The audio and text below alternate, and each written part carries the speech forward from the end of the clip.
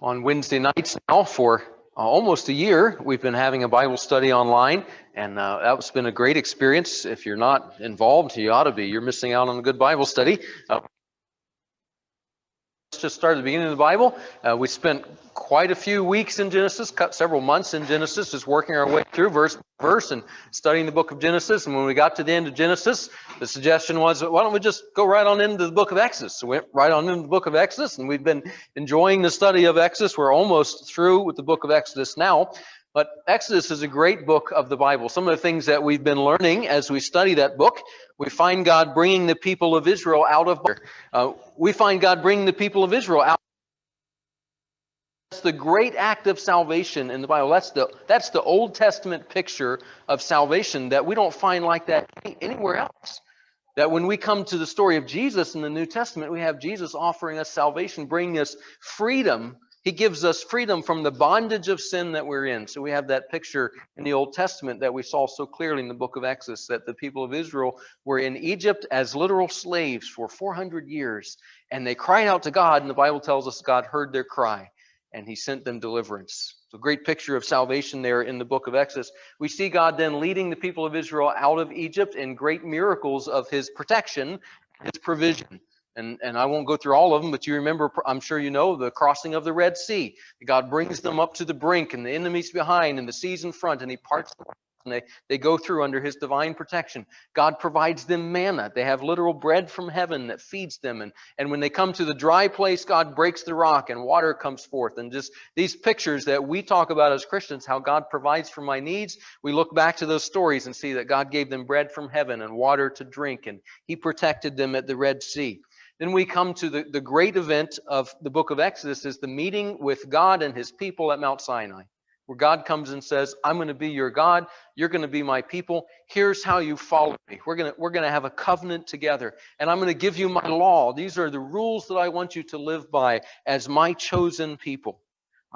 This also included forming the descendants of Abraham and Isaac and Jacob into a nation. That these were a people, they were an ethnicity. They would say, we're descended from Abraham, Isaac, and Jacob. We're the children of Jacob. But now God is making them into a nation, and He's giving them laws. And we've been reading those laws. Maybe those are parts of the Bible that you've skipped over in the past. We've been working our way slowly through these laws that God would give the people of Israel. Some of them are laws that are governing their worship, how to offer sacrifices, how to build the tabernacle, the tent of meeting, all of those rules that God gave them. And some of them were laws for their daily life. Laws like we think about laws. Laws like we have today about obey the speed limit. God was giving them as His people laws for how they should live each and every day. We're going to be looking at some of these laws this morning. I want to be clear as we begin, if you haven't been in a study with us, maybe you're not aware of this, but we need to approach God's law in the Old Testament correctly. We need to understand, first of all, that these were laws that God gave to His people, Israel. They're not directly laws to us. I'm going to be careful of that. Some of you are going to say, well, what about 10 Commandments? Aren't they laws to us? Well, follow me through. Just understand that this law passed through the nation of Israel. So there are many laws that God gave specifically to Israel that are not directly applicable to me as a Christian. However, all of the laws are important for two reasons. They tell us who God is and who man is. They're explaining this is God's character. This is His expectation. Though you may not have the direct application of that law, you'll learn about the kinds of laws that God makes. And more importantly than that, the kind of lawmaker He is. And you'll also learn about how God gave laws to help sinful people like us. Let me give you a simple analogy.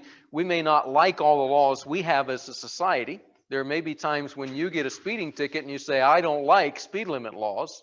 But there may also be a time when you recognize how important it is that we have that law, because there are people out there who would be very dangerous, right? And who would be a threat to others. Maybe when you have your oldest child that's old enough to drive, you drive by that speed limit sign for the first time and you think, boy, I'm so thankful that there's somebody that's controlling the crazies on this road while my child is out here driving. You suddenly realize, hey, this law is to help control sinful people. That's one of the things we learn from the laws in the Old Testament, is that they teach us what we need because we're sinful people. So I'm going to ask you to look with me this morning in Exodus chapter 21 and 22. Exodus 21:33 is where we'll begin. I'm going to read a specific group of these laws. I realize this is just picking one grouping of them out of the book of Exodus, but it's one that God was speaking to me about as we studied it and as I was thinking about it later, some weeks after we studied it together. Look with me at Exodus chapter 21, starting in verse 33. These are God's laws that he gave to the people of Israel about how to make restitution. Exodus 21, starting in verse 33. God said, when a man opens a pit, or when a man digs a pit and does not cover it, or an ox or a donkey falls into it, the owner of the pit shall make restoration. He shall give money to its owner, and it shall be his. When one man's ox butts another so that it dies, then they shall sell the live ox and share its price, and the dead beast also they shall share. Or if it is known that the ox has been accustomed to gore in the past, and his owner has not kept it in, he shall repay ox for ox, and the dead beast shall be his. If a man steals an ox or a sheep and kills it or sells it, he shall repay 5 oxen for an ox and 4 sheep for a sheep. If a thief is found breaking in and is struck so that he dies, there shall be no blood guilt for him. But if the sun has risen on him, there shall be blood guilt for him. He shall surely pay. If he has nothing, then he shall be sold for his theft. If the stolen beast is found alive in his possession, whether it is an ox or a donkey or a sheep, he shall pay double. If a man causes a field or vineyard to be grazed over, or lets his beast loose and it feeds in another man's field, he shall make restitution from the best in his own field and in his own vineyard. If fire breaks out and catches in thorns, so that the stacked grain or the standing grain or the field is consumed, he who started the fire shall make full restitution. If a man gives to his neighbor money or goods to keep safe, and it is stolen from the man's house, then if the thief is found, he shall pay double. If the thief is not found, the owner of the house shall come near to God to show whether or not he has put his hand to his neighbor's property. For every breach of trust, whether it is for an ox, for a donkey, for a sheep, for a cloak, or for any kind of lost thing of which one says, this is it, the case of both parties shall come before God. The one whom God condemns shall pay double to his neighbor. If a man gives to his neighbor a donkey or an ox or a sheep or any beast to keep safe, and it dies or is injured or is driven away without anyone seeing it, an oath by the Lord shall be between them both to see whether or not he has put his hand to his neighbor's property. But if it is stolen from him, he shall make restitution to its owner. If it is torn by beasts, let him bring it as evidence. He shall not make restitution for what has been torn. If a man borrows anything of his neighbor, and it is injured or dies, the owner not being with it, he shall make full restitution. If the owner was with it, he shall not make restitution. If it was hired, it came for its hiring fee. Now, those of you that have studied Exodus with us, you're familiar with this type of God speaking. If you've not read through the Old Testament yet, you may not be familiar with God speaking like this. You say, wow, I didn't know God was got into so much detail. I mean, that's kind of complex. God's going through case by case. This is how I expect my people to do what is right and what is just. One of the things that we learn in the Old Testament is that there is no aspect of our lives in which God has no opinion. This is a common misconception, and I have to confess, I think some of us as modern Christians are in danger of making this misconception, that there are parts of our life about which God cares a lot, but then sometimes we assume, yeah, but there's a lot of other parts about which God doesn't really have an opinion. If you read the Old Testament, you'll find that that's not true. God has an opinion about everything that happens in the world that he made. You know, the Bible tells us that Jesus upholds the universe by the word of his power. There's not a raindrop that falls. There's not a leaf that rustles that God doesn't know what's going on. And it's not because he's what we would call OCD. He doesn't have to work hard to do that. That's what being omniscient, all-knowing is about, that God can know all those things at one time, that he is literally holding the atoms of the universe together at all times. And that means that every decision and every thought that we have, God cares about. That's something that he's interested in. If we really pray, your will be done on earth as it is in heaven, then we should realize that God's will is important, even in matters of property theft and rental agreements and taking care of your harvested grain. These are things that God cared about for his people that he made a covenant with. He said, I want to help you live well, and I care about these things. You may hear people today talk about things like justice or reparations or equity that sounds similar to this biblical idea of restitution, and yet it never really quite lines up. I don't know if you've ever tried to assemble things that you've bought at the store that had instructions with it. I'll give you this one example. Is putting together a overhead garage door, and they come very well planned ahead of time. But you have to get the holes lined up. They've punched them. They measured them exactly in the factory, and you've got to get them lined up. And you can drive yourself crazy if you don't have the instructions, because you'll never get the holes to line up right. When we hear a lot of ungodly, or at least unchristian people in our world talk about justice, we say, yeah, well, we're into justice. God's into justice. They talk about equity. You say, well, yeah, well, God is into equity. He's into making things right. But when we begin to discuss together, we can never get the holes to quite line up, right? What you're saying is justice. It's not really what God says is justice. We're using the same word, but I'm not sure it's the same thing. As Christians, we want to live according to God's idea of true justice. And so let's look simply, and this is going to be simple, I'll admit that up front, but let's try to gain some principles from how God talks about restitution. You may look at this and say, well, I don't know that anybody's going to ever kill my ox. I don't have an ox. What does this matter to me? But let's see. What is God saying about himself or about me when he gives these laws to the people of Israel? And I'm going to give you 5 this morning, 5 things that we can take away from here to understand the biblical idea of restitution. So number 1, let's think about this. Biblical restitution emphasizes personal responsibility. When you look at this passage, it talks about a man digging a pit. It says if you dig a pit and someone or their beast falls into it and is injured, you are responsible for that. You say, well, I kind of know this. Yeah, but do you? Do you think about this action that I do? I am responsible for my actions. When we're a little child, we think I can do whatever I want and I shouldn't be held accountable. And you have to tell your little child, no, that's not true. Running around the room with your shovel hanging out and you hit your sister, that's your responsibility. You say, no, it's my sister's responsibility. No, it's not. You did the actions. You are responsible for the things that you do.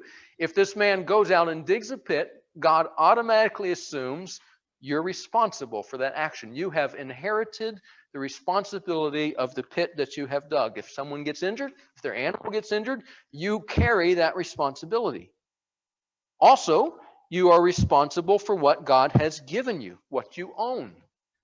That goes on to say, have an ox and it gores another man's animal, then you're responsible for that. You say, wait a minute, I didn't do that.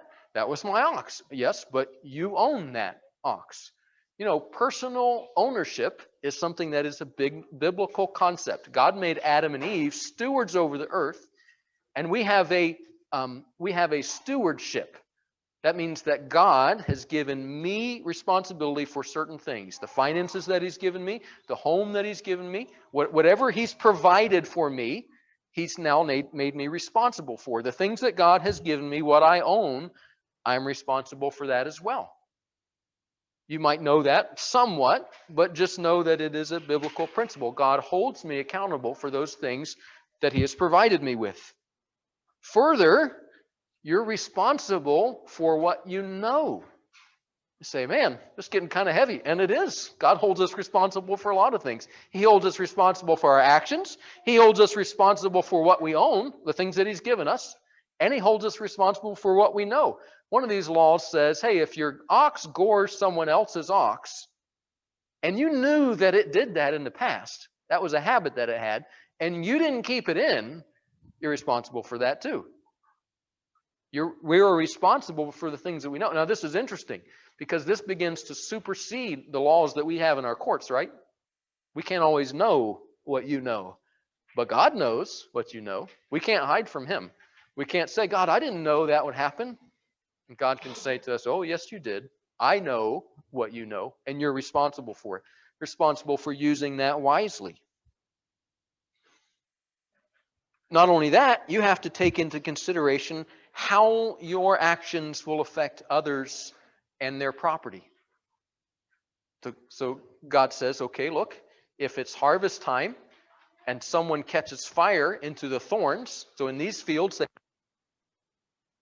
protected with thorn hedges, whether they were living or whether they had cut the dead thorns off and woven them together to make a hedge, and that surrounded their vineyards sometimes, if they couldn't build a stone wall, or sometimes they would use it to surround the field where they were going to go grain, or maybe they would use it to surround the place where they were storing their stacked grain. God says, well, we understand if somebody catches a fire into those thorns, and then it catches the stored grain, then the man who started the fire is responsible. We're responsible. When I go to start a fire, I can't just think, well, as long as it's for me, I can start it wherever I want. I can do whatever I want with it. That I'm responsible for my action. Some of you parents are saying, boy, I wish I could convince my kids of this. And if your kids are here, they might be wishing, I wish I could convince my parents of this. We don't like it either, right? We don't always like this, but it's true that we're responsible for all of our actions. However, one of the things we should note as we're talking about this is personal responsibility.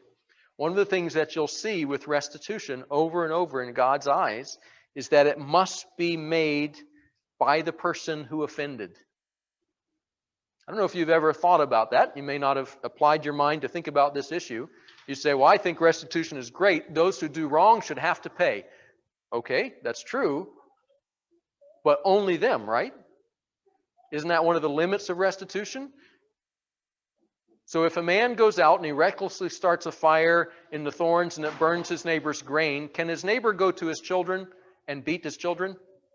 No, it's not their children, right? It's the man. Can he go to the man's brother and say, I hold you responsible too? No, that's part of the rule of restitution. Personal responsibility goes both ways. It means I'm responsible for my actions, and it means we can only hold that person responsible for restitution. If the owner is with the hired animal, the responsibility stayed with him. I love that. That's fascinating. At the end of this, it says, hey, look, if a man wants to rent an animal out, I've got an ox. You can use my ox for the day to plow your field or to harvest your crops, however you need it. You go ahead. He says he can rent that animal out. If he lets the animal go without him and the neighbor rents it, then he's responsible for it. The neighbor is. He's got to keep it safe. He's got to keep it from being stolen. But if the owner goes with it, he's still responsible. That's fascinating. That's how closely God views personal responsibility. He says, look, if you went with your animal, then you should have done what you needed to do to take care of it. Fascinating biblical truth. Again, probably something that you kind of inherently know a little bit, but maybe you didn't know, well, where does the Bible say that we're responsible for what we do? Well, this is one of the places where it teaches us that. So who is responsible for your actions? I am. You may be very excited about this when we talk about those that have offended you and how they need to pay you back. It's true. But are you still as excited about it when you realize those that you have offended or harmed, or the times that you've been irresponsible? This is a heavy truth, but it's a truth. Biblical restitution reminds us about personal responsibility. Secondly, biblical restitution compensates for an injustice. If you look in chapter 22, verse 1, it says, if a man steals an ox or a sheep and kills it or sells it, he shall repay 5 oxen for an ox and 4 sheep for a sheep. To look in verse 4, if the stolen beast is found alive in his possession, whether it's an ox or a donkey or sheep, he shall pay double. If you look further in verse 5, if a man causes a field or a vineyard to be grazed over, lets his beast loose in in another man's field, he shall make restitution from the best in his own field. So think about this for a minute. There is a higher replacement cost for something that is stolen. And do you see what's happening in verse 1? That's an interesting. Let's sit and crunch over that.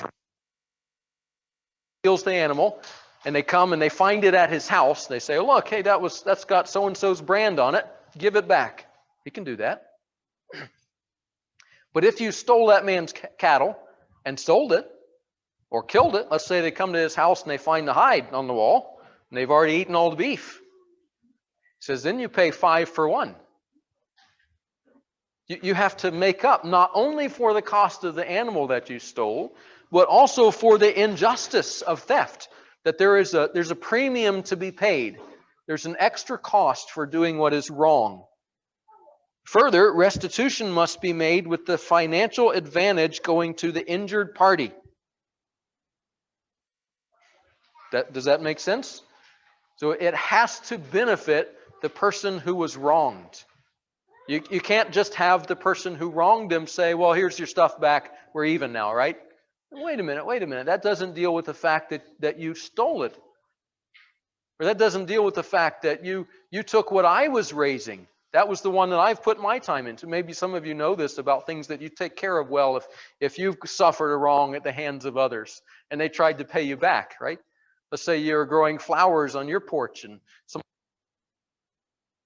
and you say, okay, well, they'll say to you, well, I'll go buy you some more flowers. You say, okay, well, that's good, and I do appreciate that. As a Christian, you should be willing to forgive, but there's probably a part of you that says, yeah, but those are my flowers. I used to water those. I put a lot of time into that. There's something in addition to that isn't quite right.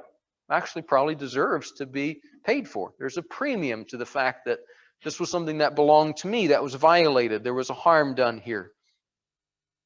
Israel had a court system. If you had been reading in Exodus before this, as we were reading this year in the fall, we read that Moses helped Israel set up a court system. That they had a court system, not exactly like ours today, but with levels of hearings, so that over 10 families, there was one man. Over 50, there was another man. Over 100, there was another man. Over 1,000, there was another, so that you could appeal to the higher court. In these cases, you had to go to someone who could adjudicate this issue. And that judge could look at the law and say, you know what, we need to make sure that the wrongdoer pays a premium for the injustice that he's done. Not only should he make up the cost, but he also should pay some extra because of the wrong that he's done. It's interesting to consider for a minute that man is so sinful, and that includes you and I, that even the wrongdoer will try to gain an advantage in the restitution process. Do you see what God is doing here? He's making it so that the wrongdoer can't come and steal the ox that you've been raising with your good grain, taking such good care of, take it to his house, eat it, and then when you come, say, well, I got an ox you can have. He's grass-fed. He's kind of rangy, maybe a little wormy, but hey, that's my ox. You can have him. Right? The law says, no, we know how people are. If we don't do this, man is sinful. He'll try to gain even the restitution process. And so God makes it so it can't be done. What an insight into our own hearts. That we need law that is strict enough that it makes us compensate for an injustice. Not just make up what we've done, but compensate for the wrongdoing. Thirdly, biblical restitution aims for personal restoration. One of the ones that I come back to over and over, and I'm not sure every implication of this. I think there's more. This is one of those places where I feel like I'm probably still missing something to what God is saying here. But look what God says in chapter 22, starting in verse 2. It says, if a thief is found breaking in and is struck so that he dies, there shall be no blood guilt for him. But if the sun is risen on him, there shall be blood guilt for him. He shall surely pay. So do we understand what's going on there? All right, there's a little bit of our modern castle law, is what they call it in American legal system, right? That a man's home is his castle. So what this is saying is that if someone is breaking in to steal, even if he's breaking in to steal personal property, if it happens at night and that thief gets hurt, that's on him. It was dark. You didn't know what he was coming for. You didn't know what kind of a threat he was doing. Now, the Bible is not saying that property is valued over human life. It's not taking that lightly. But it is saying that if a thief is breaking in the dark and he gets injured or even killed, then the blame was on him. That was a risky thing. The owner of the home didn't know what that person was breaking in to do. But then the Bible says, if the sun has risen and this guy is breaking in to steal things, you can't just kill him. You're not allowed to do that. There will be blood guilt if you take his life. If you can see that he's breaking in just to steal your things, then you can't just take his life if you know that's what he's doing, if it's daylight. Then it says, he shall surely pay. I had to do some reading to make sure I understand, well, who shall surely pay? Is God saying the person who killed the thief? No. Actually, it's very clear. He's saying the thief shall pay. Fascinating to understand. God is saying that that thief needs to repay what he's done. Did you know that God's goal of restoration is that he says this thief needs it? His heart's so sick, he's stealing from other people. He needs the act of repaying. He needs that. As a society, we need to give him room and give him command. You need to repay this. When someone has done wrong and we treat them as a criminal, we don't treat them as a criminal because we hate them. We're saying, you're alive today. We want you to have an opportunity to repay what you have done. You need that spiritually. Restitution can be a punishment, absolutely. You might go to court with someone and you get judged against and you have to pay restitution for the harm that you've caused them, and you may feel like, well, that was a punishment to me. I was hoping I'd get out of that. But restitution is also a protection. If the issue is material goods that can be restored, then society should seek the reformation of the wrongdoer and give him the responsibility to be restored. That we say to him, look, this is going to be hard for you, and you may not like this, but you need to pay this back. You need it. You need it spiritually. It'll do something healing to you if you are able to repay and make restitution for what you've done. There may be even somebody here this morning that has been running from restitution that you know you need to make. Or you've been having a bad attitude. You know you have to make it, and you've been saying to God, God, I don't know why I have to pay this back. And instead realize God is He's doing you a favor. He's giving you an opportunity to make it right. And that's good for you. We need to ask ourselves when we think about restitution, do we long to see things made right? Or do we long for vengeance? We want to see things made right. We want to see people restored. Fourthly, biblical restitution can only be applied with certainty. These last two, are going to be a little more, a little deeper maybe, and I think they have longer examples for that reason. God says, if a man gives to his neighbor money or goods to keep safe, and it's stolen from the man's house, then if the thief is found, he shall pay double. If the thief is not found, the owner of the house shall come near to God to show whether or not he has put his hand to his neighbor's property. Every breach of trust shall come before God. The one whom God condemns shall pay double to his neighbor. One of the things we look at, first of all, when we see this, is that biblical restitution does apply to financial crimes. What we call white-collar crime today, God didn't let that slide under the table. That's still crime. Still someone else's personal property. It still had to be paid for. Whether you steal the man's food out of his home or you steal the money out of his bank account, it was still theft, right? That was what belonged to him. God recognized that even in the Old Testament. But I think the bigger issue in this story is the issue of certainty. That God allowed for the fact that you must know who deserves to pay restitution. Since restitution is personal, since it must be made by the offender to the injured, then you have to be able to be certain about who the injured is, his rightful ownership, and who the offender is. One of the things that we need to be prepared for is that there may be cases where we cannot see restoration made. I'm not being a pessimist and just giving up on it ever happening, but there are cases where you cannot see restitution made. Just because someone has been injured does not mean that just anyone can be compelled into making restitution.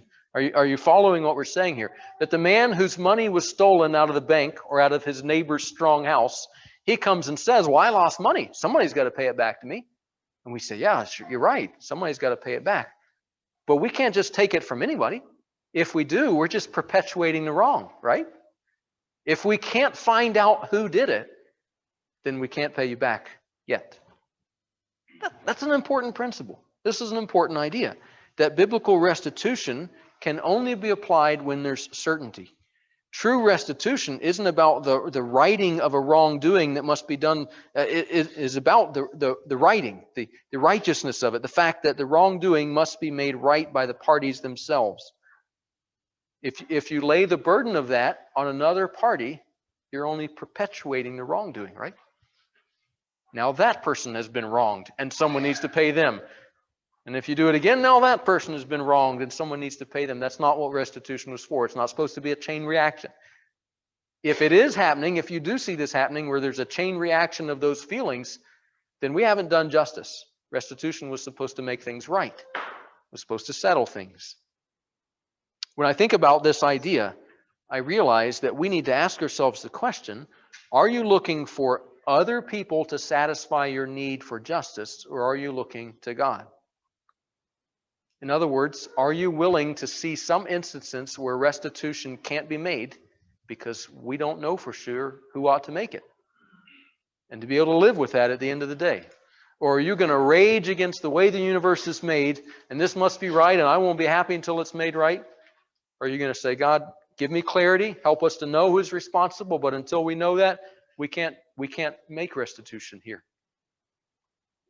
Finally, biblical restitution is rooted in righteousness before rights.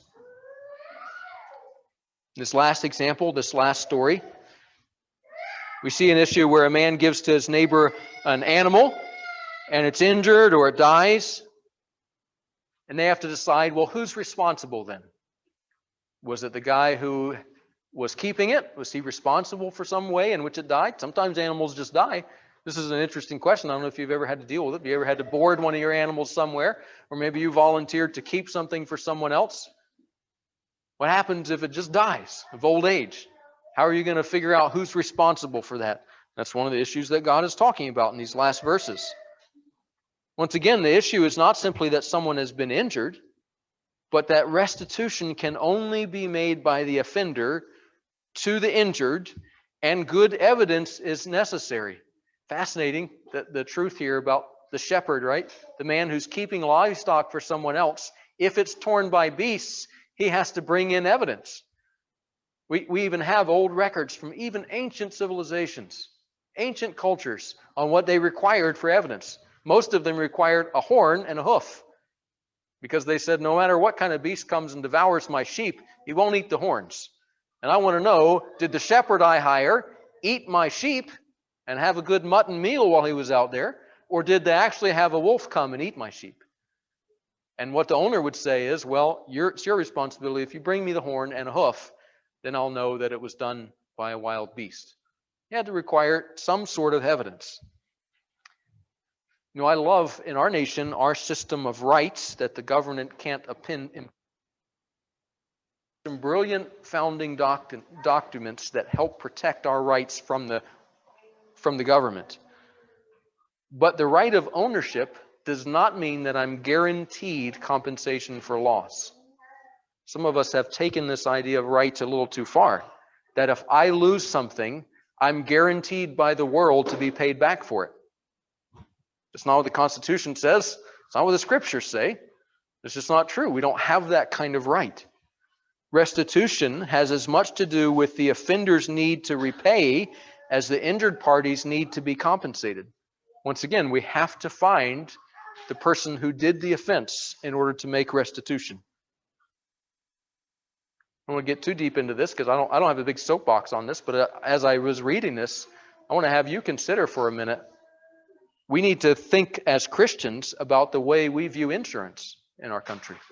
I'm not saying owning any insurance is wrong. That's not what I'm saying at all. I'm saying that we're getting into a very sick place the way that we treat insurance. If I carry insurance on my vehicle and I cause an accident and they need payment for their vehicle and they simply charge my insurance company and I never carry any responsibility for that, I'm not sure we're doing that correct. If our insurance companies just sue each other, is that really restitution? Now, I understand you can say, well, I paid money in there. I put my premium in there. I understand. There might be a way for us to find a way that works. But we should just be careful as Christians. Does that absolve me from making things right? Can I just say, oh, yeah, just bill my insurance? Or am I responsible to say, you know, that was That was my fault. I need to make sure that that's paid for.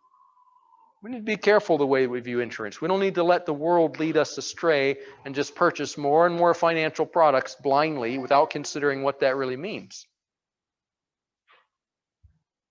Our goal should be to see righteousness exalted, not just a guarantee against loss. Some of us are twisting this idea of restitution into saying, let me find a way that I can guarantee that nothing bad will happen to me. And you know who's supposed to be our guarantee in this world? Our Father in heaven, not our insurance plan, not our financial planner. We should ask ourselves, are you demanding your rights, or are you seeking first the kingdom of God and His righteousness? Is that what your goal is in seeking restitution? I love righteousness. I want to see it done.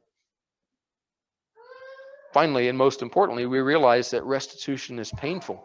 It's difficult. It requires proof. It requires adjudication. You probably need someone else to mediate or be a judge in the situation.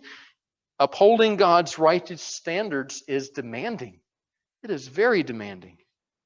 And it should remind us of the great debt that we owe to God. And one of the reasons that I came back to this, even though we studied it a couple of months ago, was reading in the book of Mark, where Jesus says to His disciples, if anyone would come after me, let him deny himself and take up his cross and follow me. Whoever would save his life will lose it, but whoever loses his life for my sake and the gospel's will save it. For what does it profit a man to gain the whole world and forfeit his soul?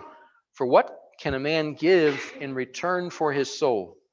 Whoever is ashamed of me and of my words in this adulterous and sinful generation, of him will the Son of Man also be ashamed when He comes in the glory of His Father with the holy angels. What can a man give in return for his soul? We go and we look about what God teaches about restitution, and we say, things have got to be made right. God desires things to be made right. And then we think deeply about our own sinful hearts. And Jesus asks us, what can a man give in return for his soul? I was thinking through this again, and I'm so thankful that God has led me to a place where I've placed my faith in Him. I trusted Him for salvation. But there may be someone here even this morning who, if you really think about that question, what can a man give in return for his soul, that you've been saying up to this point in your life, God, I'm going to make it right with you. One of these days, I know I've done a lot of things wrong. I know I've made some big mistakes, but one of these days, I'm going to make it right, and I'm going to start doing well, and I'm going to work hard, and I'm going to pay it off. I'm going to make restitution to you. But when we go back and look at the principles of restitution, we should realize, God, I'll never be able to do that. I could never pay it back. It's my responsibility. I'm the one that sinned against you. The Bible says that the wages of sin is death. That means that I earned that. I have to stand before God and say, God, I can't pay this back. In fact, I did it. It was my fault. I sinned against your law. I broke your rules. I refuse to give you the honor and the glory and the worship that you deserved. We have to own that personally, right? That's what restitution teaches us, personal responsibility. It also teaches us that I should pay that back. And I can't. The Bible tells us that Jesus paid that for us. What a truth. I hope this is making it even sweeter for you when you realize the demands of restitution and that Jesus paid it for us. He made Him to be sin who knew no sin, so that we might become the righteousness of God. This morning as we close, maybe you hear this and you've never accepted Jesus as your Savior. Maybe you've never really realized that you've been saying all along, God, I'm going to make it up to you one of these days. I'm going to make restitution on my own. This morning I pray that you would come to the realization you can't make restitution on your own. But Jesus paid that price for you. He's willing to pay that bill. He's willing to become sin even though He never sinned, so that we could take His righteousness. Boy, don't turn that offer down. You'll never find a better one. There's no other offer like that one. If you've never accepted Jesus, I encourage you, even this morning, to ask Him for His forgiveness. Say, Jesus, I want to follow you, be obedient to you. Will you save me from my sins? I also want to recognize this morning that we don't come to passages like this often enough as Christians. Are you really willing to make restitution for the things that you've done wrong? Maybe you've even been a Christian for years, and you're finally realizing, you know what? I dodged responsibility for the harm I did to this person, or the wrong I did in this case. And I need to make that right. I need to find a way to make restitution for what I've done. Maybe even it's about making a difference in your home or in your workplace, that you begin to value justice in God's view and start saying, you know what, we need to make sure that people get things right when a wrong is done. That they make restitution, not just in terms of property, but even in terms of relationship, that they make things right. They bring them up to full value.